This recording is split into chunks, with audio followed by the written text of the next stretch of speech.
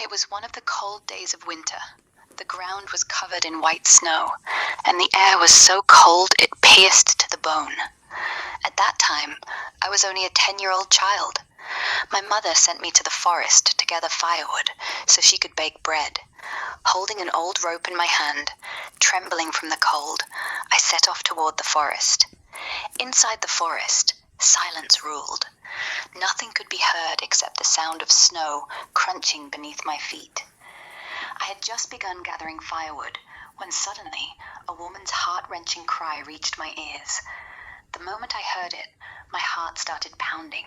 Though frightened, I slowly walked toward the sound, running from tree to tree. At the far edge of the forest, there was a cemetery. When I looked inside through the gate, a scene that crushed my heart appeared before my eyes. A woman had laid her head on a single grave and was crying out loudly, shaking the earth and sky with her grief. When I came closer, she suddenly saw me and cried out, "My son!" She tightly hugged me. Her embrace was cold, and her voice was trembling.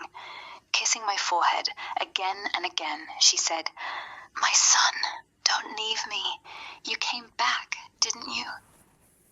With tears in my eyes, I barely found the courage to say, "I am not your son." But she didn't hear me. "Have you stopped using your phone now? You're not playing games at night anymore, are you?"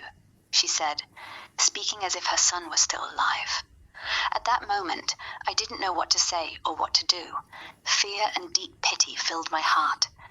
Gently freeing myself from her embrace, I picked up the little firewood I had gathered and went home crying. When I got home, I told my mother what had happened. Tears filled her eyes, and with a trembling voice she said, "That woman had only one son. The boy used to play games endlessly on his mother's phone at night. Eventually, his eyesight failed. One day, while going to school, his classmates mocked him and pushed him. He fell into a deep ditch. With great difficulty, he managed to reach home and collapsed, saying, 'Mother.' He died with those words as his last breath. The mother couldn't bear the loss of her son and lost her sanity because she had no one else left in this world.